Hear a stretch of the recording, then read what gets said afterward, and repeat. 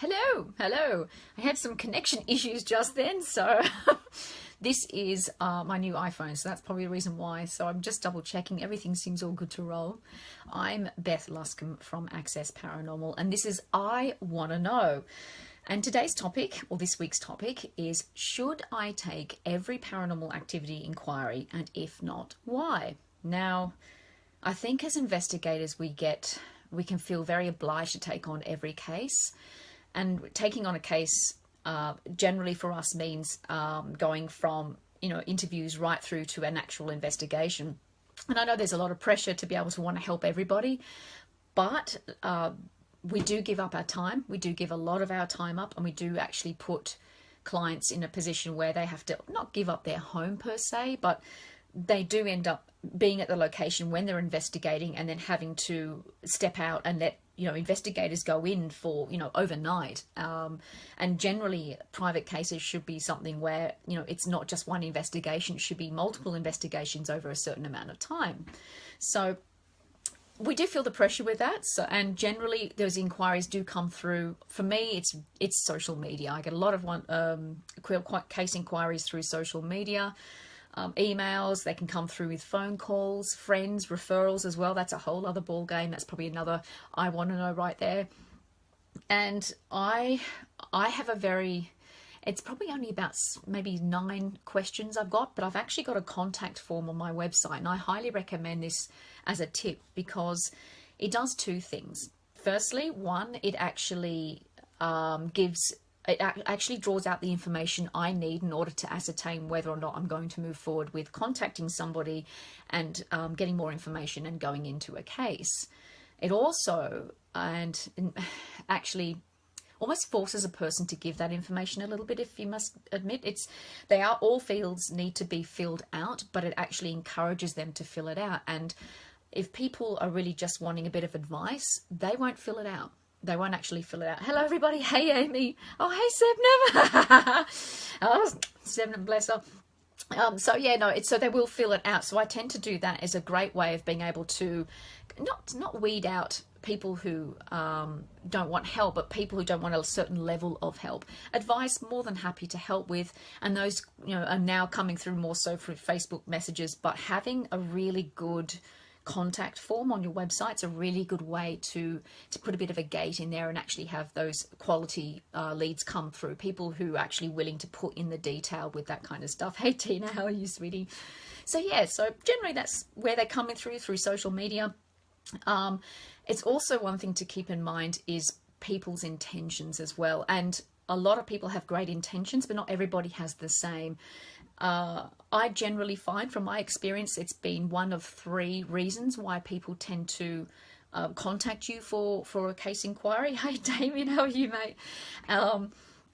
And that can be the fact that there is something happening in their home, but they don't know what's going on. They're not sure. They think it could be something paranormal. They're not sure. So that's category 1. Category 2 is they absolutely 100% definitely has to be something paranormal. And they're seeing things and they want validation of that. They want evidence of it. They want you to be able to capture what it is that they are experiencing. And that's usually category 2 for me. And then category 3 is they, again, 100% believe that there is something paranormal going on, but they want you to get rid of it. So whatever it is, they want you to deal with it and move it on. And that's generally the 3 categories I've come across when it comes to dealing with private cases. Sometimes you'll find people may contact you with the intention of a private case, but it could be more the fact that they want to develop their mediumship. So the information they provide can give some big clues into that. It can be things like, I've seen a lady in a white dress and she spoke to me and she said this and they did that and she pointed to this direction and she told me how a life story was. And there's a lot of information that they tend to give you. And if that's the case, they may be somebody who's may not be suited for an investigation. It's probably something more where they could actually be encouraged to join a psychic circle or a spiritualist church or something like that. So Nothing on TV. What's Beth up to? Thanks, Mark. I love the support from New Zealand. So yeah, so generally, that's, you know, it can be that kind of thing. It can also be where people say, and they often volunteer this particular information. You don't really have to do a lot of probing for it, but after a while, when you get talking on the phone, if that's the next stage that you take it to, they'll say, oh, you know what, I've been interested in the paranormal for ages. You know those, that show, what is it? Oh, Ghost Adventures or Ghost Hunters. And you're like, okay, cool. That can actually be an indication that they more than likely will want you to investigate their home because they want to see how investigators do it. And it happens. It's happened to me, and I've got now over time I've had a very sort of robust questionnaire in place where I can kind of capture that information. There's nothing wrong with being involved in and liking the paranormal and watching shows like that. That's fine, that's all great, but that's not something that you should invest your time in and energy into to helping somebody when that's not their real reason for wanting the help. So there's that as well. Evening, Jan, how are you? Oh, Jim, sorry I said Jam. Jim, oh, also, I met Jim at Scarefest, and he was manning the store there at Scarefest, which is awesome, so I'm so glad you came on, mate. So yeah, so there's that kind of stuff as well. So it's being wary, and understanding that people just have different intentions, and sometimes they may not realise that, and as an investigator, you don't cover that. And that's why it's really, really important to actually look at what style of investigating you have as well. Now, for me, I'm very logical. I'm very much of the science psychology side of it.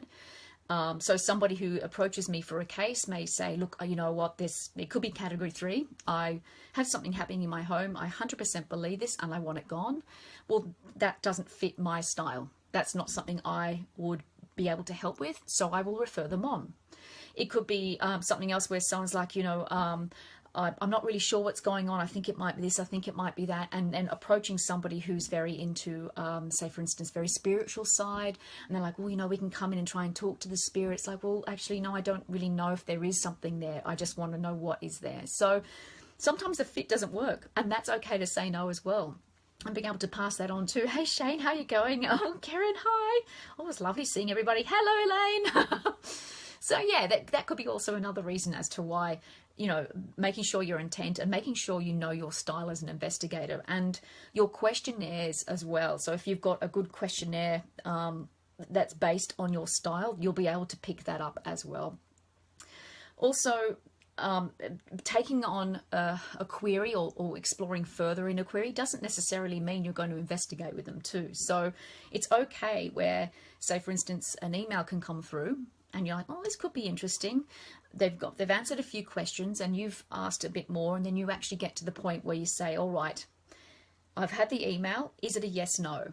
It's a yes. Next stage. Phone call, pick up, speak to them, go through your questions. Okay, great, wonderful. Put the phone down, gather your information, look at your questionnaire and the way it sits with your information and say, right, is that a yes, no? Yep, that's a yes. Right, next stage, site visit. Go to them, meet with them, see the location, check out what's happening, look at the places where this activity is happening, because that can sometimes give even more clues. So you've already gone through a bit of a process before even getting to just seeing them. So it doesn't actually have to be a full-on investigation to be able to help somebody. You can actually be able to advise, and I highly recommend going through that process because that can actually help somebody, yourself as well as the person. But you learn so much by giving advice, by seeing different scenarios, by going in and exploring and helping them out. It's a way to help without actually having to put them out by having a full-on investigation. Excuse me. So highly recommend having some kind of intermediate staged type connection with cases when they come through, having a set strategy. I have it where in my questionnaire it's, I think, questions 1, 3, 7 and 5 or something. If there is sufficient information in those particular questions, I will actually go, yep, that's a green. So I'm going to the next stage. There are stages where it does get to the point where it's like, well, actually, no, it doesn't warrant a phone call. It's just they're needing a bit of advice or it's just not the right fit. Then that's fine too as well. But have something where you can look at it in a snapshot and go, yep, that's a go, or no, that's not. Your time is precious. You have every right to have a really good system in place.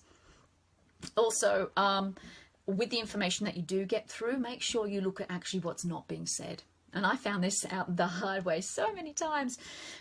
When you're asking a question, look to see if they've actually answered it. And it sounds silly, but you'll be surprised what people won't want you to know. And sometimes what they don't want you to know can be huge clues to whether or not you want to move forward. So keep that in mind as well. There's been a couple of examples. There'll be things where I'll say, you know, how frequent has it happened, blah, blah, blah. Oh, yesterday, you know, I saw something. Okay, no, but how frequently has it happened? Oh, you know, asking the same question over and over, not obviously right in the same sort of moment, but asking the same question over and over can really indicate whether or not dare I say, the truth is being told. And that sounds really, really horrible, but I mean it from the sense of the truth is easier to remember than the lies.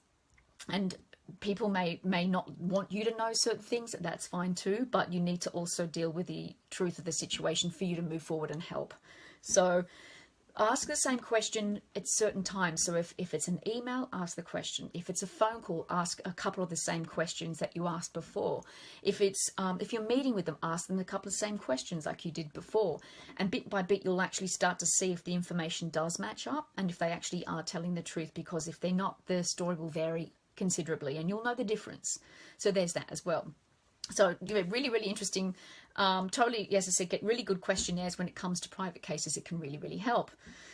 And it's actually one of the biggest things I ask in the initial contact. So if they've sent me information, I've looked at it, I thought, oh, this could be interesting. I then, one of my main questions I ask is, what do you want from this? And that's really, really, really a good indication, because it can be, I just want answers. I just want validation. I just want it gone. Now, if it's validation, I might look at it. If it's I want it gone, I will refer it, because that's not my investigation style, and that's okay too. So it'll help you go, right, well, there's no point moving forward if I can't help them in the end anyway. Another thing I also say for me is, if this is not paranormal, how would you feel? And that's a big thing, because that will save, for myself and my style, that will save a lot of heartache later on. If they turn around and say, well, I know it's paranormal, I just want someone to help me. Okay, that's great. I'm probably not the best fit for you. I know someone who can really help you with that, and I can refer them on, because to me, as an investigator, they need to be open-minded enough to know that not everything is going to be paranormal. Even if it's some stuff, maybe, even then, that is really sketchy. But try and... For myself, I try to make sure that they at least are open-minded to the fact that I will find rational explanations for the stuff that they are experiencing, and they need to be ready for that, or they need at least to be open for that in order for me to continue on. If it doesn't fit with them, that's fine too. But yeah, really, really important for me, it's whether or not they're going to be open-minded about the fact that things can actually be naturally explained.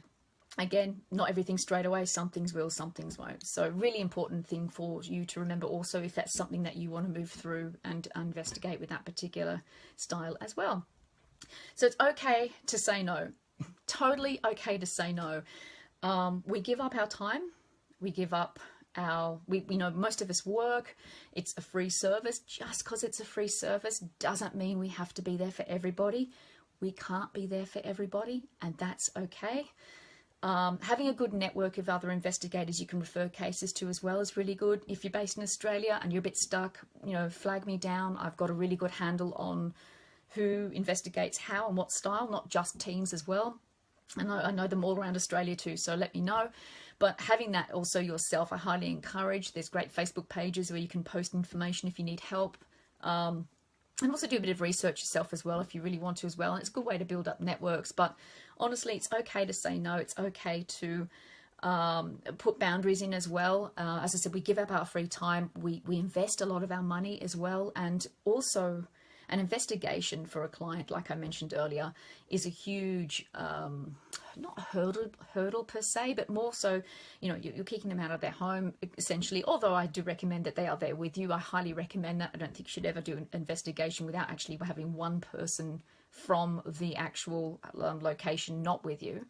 But, you know, being able to make sure that, you know, it's okay to say, I can't take this on. It's not the right fit.